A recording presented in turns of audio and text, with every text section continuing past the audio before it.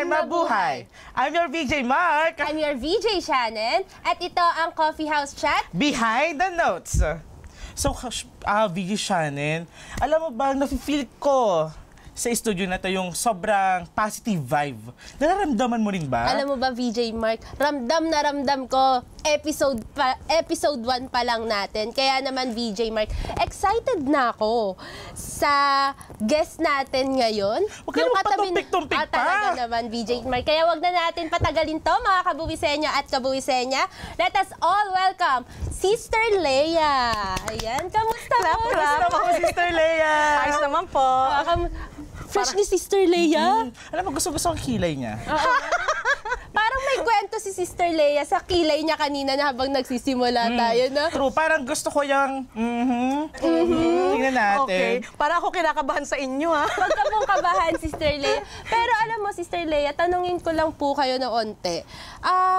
Balita ko po kasi, Sister Leia, bago tayo mag-umpisa, nakikwento niyo po kanina, yun may nag-propose daw kay Sister Leia. Wow. Oo. Gusto ko marinig yan, Sister Leia. Kwento niyo naman po sa amin kung ano po ba yung storya nung sa pag-propose po. Okay, kasi, wait lang, tatanong ako kung may permission ako ikwento to in public TV. Okay, so anyway, lagi ko sinasabi to sa mga kasi di ba, yung entering the convent is entering into a relationship with the one who loves you so much. Hindi naman dahil broken-hearted kaya nagmamadre, hindi ba? So, ako din, syempre, as a young person, I always long to na-imagine ko yung sarili ko na may magpo-propose, will you marry me, di ba? Ang sarap, di ba? Ikaw ba, na-feel mo ba yun, di ba? So, the night before I entered the convent, I had a marriage proposal. Paano po yun nangyari, Sister? So kasi pumasok ako sa Amerika, mother house namin is in New York. So umalis ako dito, nakapangdamit pa ako ng normal na tao. So siyempre, pag nag-fly ako sa JFK, tapos dadaan ka sa immigration. So yung immigration person na nandoon ay lalaki. And I entered in February, so around Valentine's Day. So interview, nervous na nervous ako. Pag sumagot ka daw doon, dapat complete sentence. So, are you here for a vacation, ma'am? No, sir. I'm entering the convent. Tapos, and so when are you entering the convent? Officially, sir, I'm entering tomorrow. Tapos, gumagana siya. So, we can still get married tonight. Sabi ko, ano po yung naging reaction niyo, Sister? Sabi ko, ano ba ito? Paano ba Englishin niyo? Sabi ko, no, sir. Sorry. I'm already taken. Pero, Sister Leia, taken with God. Yeah, so hindi niya naman alam. Tapos nung binalik niya yung passport ko, hinawakan niya talaga yung kamay ko. Sabi ko, ano ba ito? Naluloko ba ito mamang to? Tapos sabi niya sa akin, can I give you a kiss? Tapos sabi ko, siguro kung bala ko ngang sabihin na, okay. Agad, Sister po, no? Pero sabi na, stamp, ano ba to? Deported, kasi hindi totoo mapasok yan, magti-TNT lang. Pero hindi, sabi ko naman, sabi niya sa akin, can I give you a kiss? Tapos binukas niya yung drawer niya, tapos binigyan niya ako ng chocolate kiss. Chocolate. Pero sa mga kabuwisenya at kabuwisenya natin, baka nagtataka kayo, sino ba si Sister Leia? Ano bang meron si Sister Leia? Pwede po kayong mag-hi sa mga kabuwisenya at kabuwisenya natin at ipakilala niyo po ang inyong sarili. Ako po, si Sister Marie, para Miss Universe. Little Miss Philippines. Pangarap ko to talaga mag-introduce sa sarili. Okay. I'm Sister Maria Leia. I am a parish visitor of Mary Immaculate. I am perpetually professed. So, introduce ko pa ba kung saan ako galing? From Makati City. Wow! Ay, hindi na pala ako taga Makati ngayon. Lumipat na po. Hindi kasi yung Makati dati ay hindi na po Makati. Hindi ba? Kasi tagig na kami. Sabi ko, hindi ko matanggap po ang buhay ko. Taga Makati ako. Ngayon, taga-tagig na pala ako. So, laking Sembo po ako. Born and raised in Sembo. And ang parish ko po before I entered is St. John Mary Vianney Parish. Ayan. Sister, ano po yung mga hobby nyo? Ang hobby ko, magdasal. Bukod po sa pagdadasal, Sister. Actually, hindi talaga ako madasaling tao. Pero ngayon, syempre dapat madasalin na ako kasi mother na ako. So.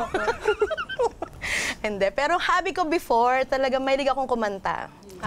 Si VJ Mark, nabalitaan ko kasi si Sister Leia dati, nung hindi pa siya madre, alam ko may banda yan sila eh. Pwede niyo po bang ikwento sa amin kung ano po ba yung meron dun sa banda? Nagigig pala si Sister. Nagigig sila dati. Ayan, actually, nag-start yon kasi nung Hindi pa ako madre nito. Active ako sa youth ministry. Pero, syempre sa youth, marami kami mga activities like YE. YE pa, hindi ko alam kung meron pa rin YE ngayon. Pero yung YE... Meron po tayo ngayon tinatawag na Parish Youth. PYM na po ang minsan tinatawag. Ayun, PYM yung grupo. Pero meron kami noon na Youth Encounter Weekend yun. So, syempre, mahal ang bayad, no, di ba? So, para magkaroon kami ng pondo, para makapagpadala kami ng mga youth, nagbuo kami yung vicariate ng 2 members per parish ng banda. Apo. Acoustic band. Full band kami noon kasi nga 6 parishes kami. Tapos 8 kaming members na nagko-concert kami, iba-ibang parish, umiikot kami sa parish. Yung pinag-ipunan namin doon ay yun ang pinampang YE namin. Tapos nung wala ng YE, tsaka medyo nakaraos na kami sa YE. Yung syempre mga bandmates ko, malakas na yung banding namin. So, dati pagkagaling ako ng work, nagiinuman lang kami sa isang house ng isa namin bandmate. Tapos sabi namin, bakit nga ba tayo dito? Meron, kasi malapit kami sa market eh. Ang vicariate namin, Guadalupe. So, may mga bars doon na open night. So, wala naman siyang bayad, walang talent fee, pero papainumin ka. So, gusto namin yun, syempre. Libre toma, diba? Drink all you can. So, yun ang gusto namin. Para mas lugi sila sa amin pag ganun, diba? So, yun, doon kami nag-start na magbanda-banda, tapos nagtitingin kami kung saan. Minsan, meron dito sa may Ortigas, may mga open band din dyan, diba? So, yun. Kaya, parang sa umaga, nag-work kami, mga bandmates ko, pero mas masarap yung gig namin sa gabi. Pero alam mo ba, VJ Mark, si Sister Leia ay ka-schoolmate si Prof. Sai kasi Sister Leia ay nag-aral siya ng law. Tama po ba? Opo. At Saan po kayo ngayon, nila, sister? saan po kayo Nag-law ako natapos ako sa Arellano, pero sa Beda ako nag-start at nakikout ako sa Beda. So, proud kick out. Bakit po ba kayo na-kick out sa Beda? Okay, kasi actually, dahil nga mahilig ako kumanta, so napasarap ako sa choir. Kasi may choir din doon, pero mas ini-enjoy. Pumapasok ako just for the choir. No? Pero at some point, syempre mahigpit ang competition sa Beda. So first year ako doon, di ako umabot ang QPI ko, hindi umabot. Pero doon ako sa Arellano graduate, Arellano Law School, na ang tawag namin ay Beda Annex. Kasi yung mga nakikick out sa Beda. Beda po bagsak. Oo, kasi pagka bigayan na ng grades ng Beda, may jeep na napunta ng Arellano. So yun, kaya masaya sa Arellano kasi pagdating namin doon, yung mga classmates mo na nasa Beda, uy, kick out ka rin. Pare-parehas po kayong kick out. Tsaka in the profession of law naman, it doesn't matter naman kung kick out ka ba ng ganito, tsaka kung take 1 ka, take 5, take 10. Kasi pag nag-appear ka naman sa court, at sabi mo naman, I'm attorney Leia Hapos, take 5 in bar exam. Hindi naman ganun eh. Diba? What you do in the present, hindi naman kahit naman, if you failed in the past, that's the past. Important thing is, na bumangon ka at di ka nagpadalo sa mga pagsubok. Tama. Pero gusto ko lang din sabihin kay Sister Leia, kasi nabalitaan ko, VJ Mark, na siya din ngayon ay nag-aaral ng canon law sa UST. Kamusta po, Sister Leia? Tanongin na lang yung teacher ko, bakit nanonood siya? Mag-hi po kayo, hi. Hi, Father Roy. Father Roy ng Latin. Kasi ang hirap ngayon, lalo na matanda na ako, ang hirap na mag-aral. Ilan taon na po ba si Sister Leia? Secret. Wala akong permission i-reveal. Kailangan po naman permission. Pero, bawal daw sabihin yung kasi yung mga bata, magugulat, maiskandalo sila pag tanda na pala ni sister. So, yun. Basta. Natutuwa ako kay Sister Leia. Alam mo yung vibe dito, nawawala lahat ng negative. Kasi syempre, nag-start out tayo dito, may negative akong naiisip na parang... Ano ba yung kinakabahan naman ako sa'yo? Ano ba i-exercise na ba kita? Kasi dahil kay Sister Leia, nawala. Ano ba positive vibe? Sobrang positive vibe ni Sister Leia. Alam mo yun, yung mga makakapanood nito, ng mga kabawisan niya at kabawisan niya natin, matutuwa kasi marami pa silang malalaman kay Sister Leia. Yan pa nga lang, partial pa lang yan, pero napaka-enjoy na. Tsaka maraming gustong ibahagi sa atin si Sister Leia. Tsaka ilang years na po ba kayo nagpa-practice as a lawyer po? Okay, so before I entered, 3 years din ako nag-practice sa family court ng Las Piñas. So, mga cases na dinidil ko ay annulment, tsaka juvenile delinquency, yung mga children in conflict with law. So, kaya nga ngayon naka-assign ako sa Santo Niño Parochial School. Sinasabi ko sa kanila, alam nyo ba, mahirap ang mga bata magpapasaway kayo, mag-a-appear kayo sa court. Believe me, marami ako nakita ng mga bata na may children in conflict with law. So wag na kayo, don't go there. Alam nyo dapat kung anong ginagawa nyo, hindi kayo dapat kung ano-anong kabulastugan, kumbaga. Travel po ba kayo? Travel, dati. Dati pa? Kasi ngayon, hindi na ako pwedeng umalis-alis ng kumbento. Opo, yes po, tama. sister. Yeah. Pero alam mo, VJ Mark, para sa mga kabuwisenyo at kabuwisenyo natin, si Sister Leia po kasi ay naging guest po siya sa Coffee House Chat ni Prof. Sai at ni Coach Ayet. Pero tatlo sila doon. Kaya doon ko nalaman na, si Sister Leia may gantong talent pala. Ngayon ko lang din na sabihin natin, naka-encountered ng sister na sobrang ganito yung positive vibes. Ano ba, kumbinsido ka ba na madre talaga ako? Kasi, maniniwala ka naman, no? Madre po talaga ako. Naniniwala po ako, sister. Ayun po, asa nun po ba, magre-renew pa rin po ba kayo ng, sa lisensya niyo po ng pagiging lawyer po? Okay. Apo. As far as I know, I am a member of IBP in good standing kasi may lifetime membership na ako. Before I entered, sinettle ko na lahat yon. Sister, ano po yung acronym ng sinabi? Yung IBP, Integrated Bar of the Philippines. Lahat po ng mga pumasa sa bar ay member ng automatic. So, before I entered, binayaran ko na yung lifetime membership. And then one time, nung nasa convent na ako, kaya nalaman ng mga kapitbahay namin na lawyer pala ako kasi meron akong notice na natanggap sa IBP kasi hindi daw ako MCLE, yung Mandatory Continuing Legal Education. Kasi hindi naman ako nagpa-practice ng law. So yun yung isang paper na inaasikaso ko from time to time just to let them know na ako ay not engaged in the practice of law. So hindi na ako pwedeng i-require. Exempted ako for MCLE while I am a sister. Yun. Ayan, so alam ko, VJ Mark, nabiti na naman ng mga kabuwisenyo at kabuwisenyo natin. Kaya naman, mga kabuwisenyo at kabuwisenyo, coffee break muna tayo, VJ Mark. Kasi alam kong marami pa silang gustong abangan at itanong kay Sister Leia. Kaya magbabalik po kami dito sa Coffee House Chat, Behind the Notes. Diba? Ang bongga ni Sister Leia. Cash is fleeting, yet spending for experiences lasts a lifetime. We offer visa assistance, ticketing, insurance, and accommodation for your personal and business needs. It was great, no glitches, just arrive tonight, our client said. So do you want to experience that type of fast and secure flight for you and your family? Book yours now with Fly Travel Express. Fly fast with delight.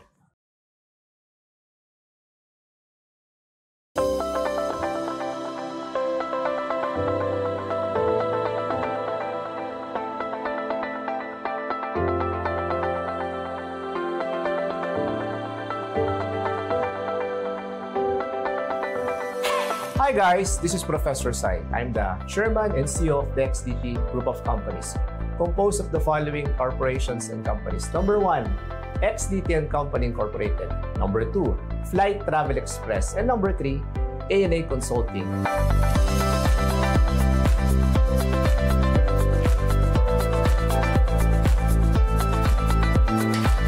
Our vision is to become the preferred global business solutions partner of micro, small, and medium enterprises, including professionals such as financial advisors, brokers, salespersons, and even freelancers.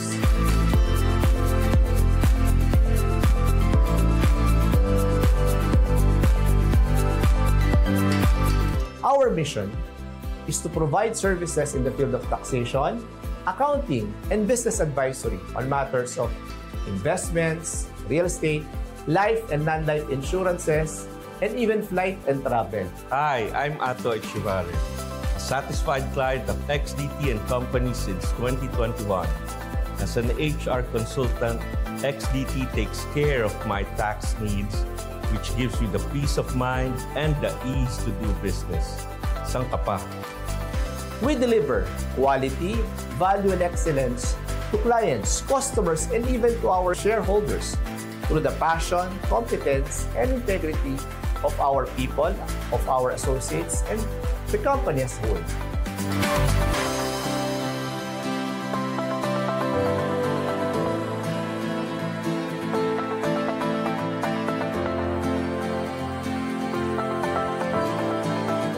Here at XDT, we help you grow your business.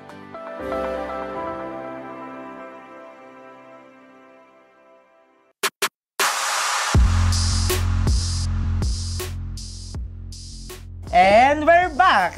So, itutuloy natin yung masayang kwentuhan with Sister Lea. Oo, kasi VJ Mark, kanina naririnig ko, bago tayo mag-end, kasi si Sister Lea dati, parang normal lang, no? Parang katulad lang natin na inom, ganyan. Katulad natin mga millennials. So, ano man generation yan. Hindi naman po sobrang lasinggera, sister. Pag may mga event lang Tipsy naman. lang, Oo, tipsy ayan. lang. Ayan. Pero syempre, gusto kong tanongin si Sister Lea na, Sister Lea, dati po kasi, di ba, yun nga po, nabanggit nyo kanina, nagiinom kayo, ganyan.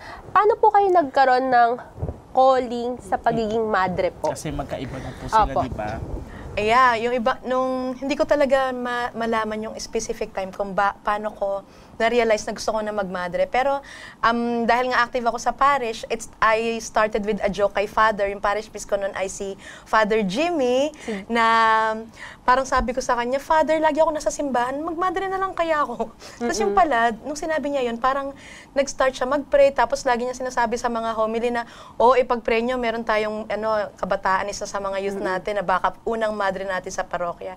Yung mga ganun. So, tapos pagka meron kaming outing, dadaan kami sa mga monasteryo, kami nila Father. Kasi nag-staff din ako kay Father after ko mag-bar exam. Matagal pa kasi, September ang bar exam nun, tapos April pa lumalabas yung So, nag-secretary ako sa parokya. So, yung mga times na yun, lagi niya kami dinadala sa kumbento. And then, nung sinabi ko na parang baka gusto kong magmadre, may in-invite siya ng mga madre sa amin. Ito na nga yung Parish Visitors of Mary Immaculate. Ano pong meron doon? Actually, dahil nga sa name ng community namin, Parish Visitors, ito po ay mga sisters na naka-assign sa parish, nagbe-visit house to house. Within the parish, ang purpose namin is to seek out the lost, yung mga malayo sa simbahan, o kaya naman kung kayo ay practicing, to encourage them to be active naman, second level naman ng kanilang pag-active sa simbahan. So yun, doon ako na-attract kasi nakita ko sa parokya, bilang laking parokya, nakita ko na yung marami nagsisimba pero there should be more, di ba? Akala mo puno-puno yung simbahan, pero kung iisipin mo, compared to gaano kadami ang tao sa barangay nyo, kulang pa rin talaga. Hindi pa lahat nagsisimba. So, nakita ko yung need talaga, tsaka yung maganda ginagawa ng mga sisters. Pero alam mo, VJ Mark, yung binabanggit kanina ni Sister Lea, natatandaan ko, yung nagbalot tayo ng mga pang-gift natin. Yes, o yung mga binigay natin na corporate giveaways. Doon sa may card sa likod, nandun yung mga binanggit kanina. details. Meron ba dito? Wala po dyan, Sister Lea. Tsaka also video siya ng si Father... Sino nga po? Father Jimmy. Si Father Ayan. Jimmy. Ayun po. Na siya yung spiritual director ng XDT. Kasi Sister Kaya Lea, kilala rin sa po amin po namin sa siya. XDT, meron po kaming monthly na mass. Opo. At yun po, minsan nandun po lagi si Father Jimmy. Okay, yeah. Si Father Jimmy kasi actually, palagi siyang karugtong sa aking vocation story. Kasi nga, parish priest ko siya. And nung bago ko pumasok, nakakatawa kasi yung nanay ko dahil active din ang parents ko sa parish. So, nung bago ko pumasok, nakikita ko yung nanay ko na araw-araw nagkukumpisal. Sabi ko, bakit yan? Kung babaliw na yung nanay ko. Yung pala, bago ko pumasok, na sinabi ko na magmamadre ako, akala ng nanay ko, brainwash lang ako ni Father Jimmy. So, nagkukumpisal siya. Pero hindi naman talaga siya nagkukumpisal sa amin. Father, ikaw may kasalanan ko, bakit magmamadre ang anak ko? Bakit di mo siya i-convince na wag siya magmadre? Pero sabi ni Father Jimmy, sabi ko, ano na sinasabi ni Father Jimmy sa'yo?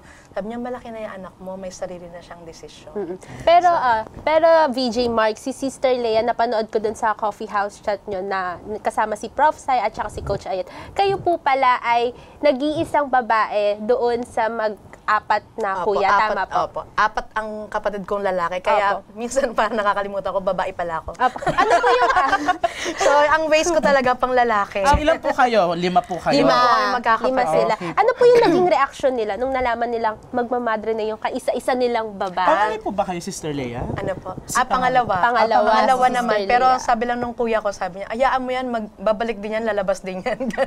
So, araw-araw yan, tapos pag tumatawag sila sa convent, tapos sinasabi ng kuya ko, tama na yan, Lea, pagpapanggap mo, bumalik ka na, okay lang.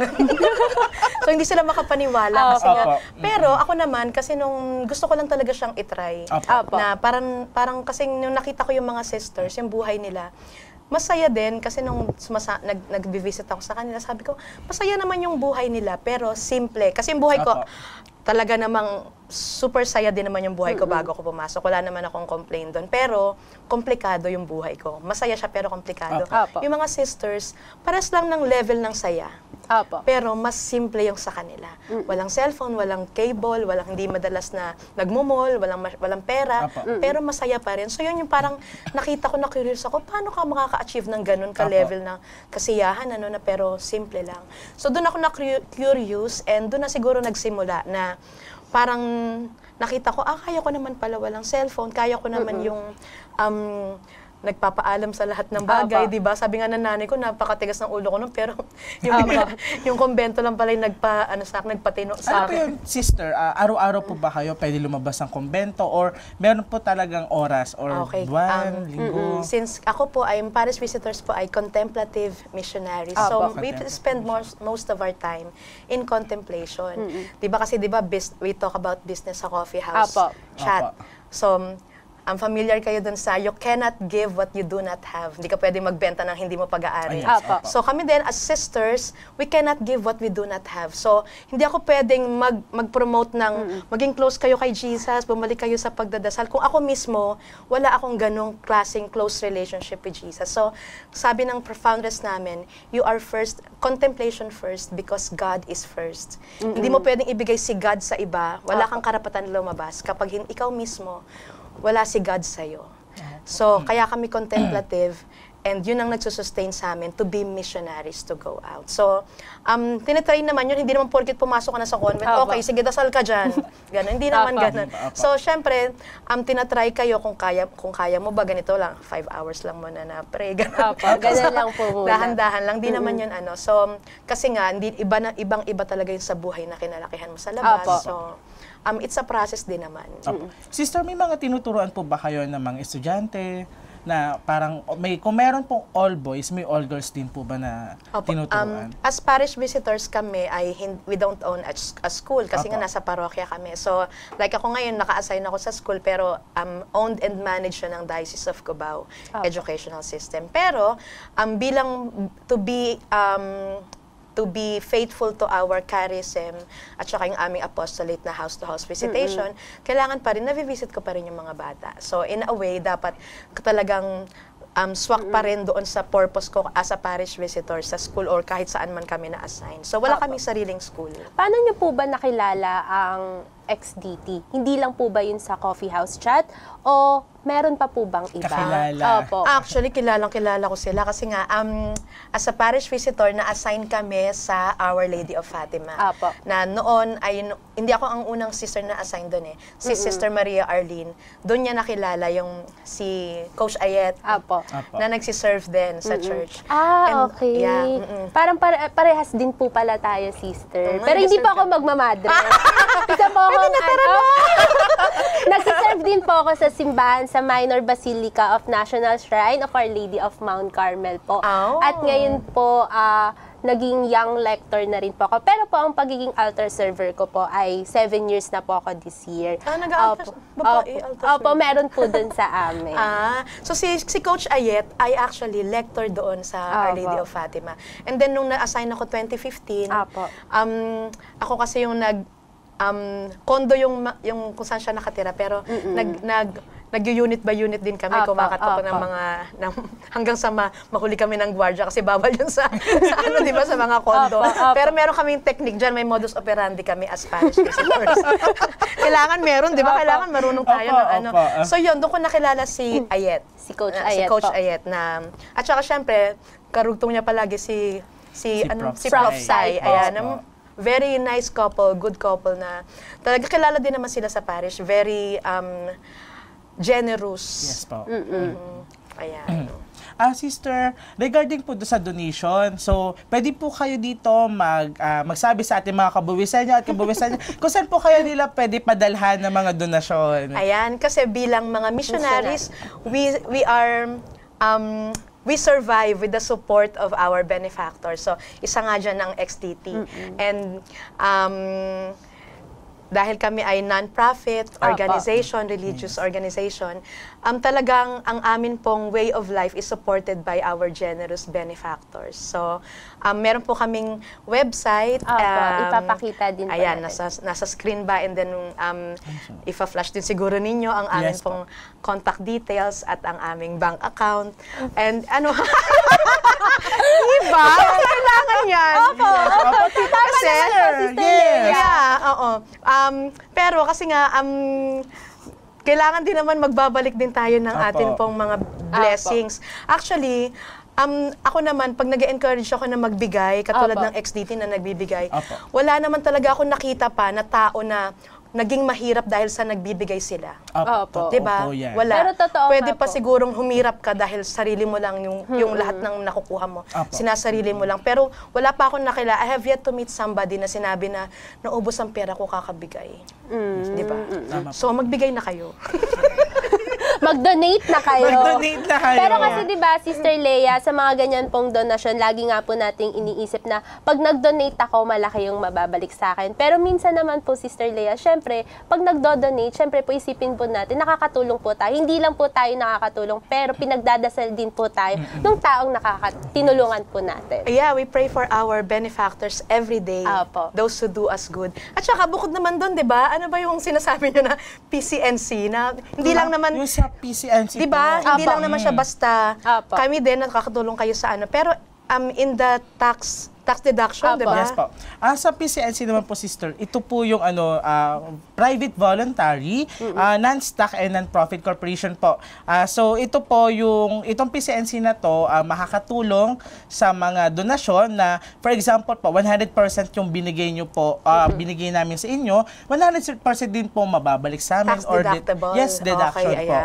So 100% po talaga. Tsaka po, Sister Leia, bigyan ko lang din po kayo ng onting aral lang din po. Kasi according po mismo sa PCNC, nabasa din po namin kanina, syempre pa bago po tayo magsimula, if the BIR finds everything in order, it will issue the certificate of registration as donee institution through PCNC. So, meron din po ditong sinabi na NGOs with donee institution status can issue a certificate of donation for donations received which can be used by the donor to claim for tax deductibility of donation given po. Ayan. So, parang kumbaga kapag nag-donate ka, hindi naman yun talaga parang inilabasan ng company na ginastos talaga nila, di ba? Tax deductible pa rin. So, bukod sa nakakatulong kayo sa mga mission ng mga missionaries, meron din po siya talagang balik sa inyong company in a way, di ba? Monetary na balik. Ayan, so alam ko, mga kabuwisenya at kabuwisenya, nabiti na naman sila. Kaya naman, coffee break po muna kami ulit, mga kabuwisenya at kabuwisenya. Kami po ay magbabalik. Diyan lang po kayo Sabay-bayan nyo kami.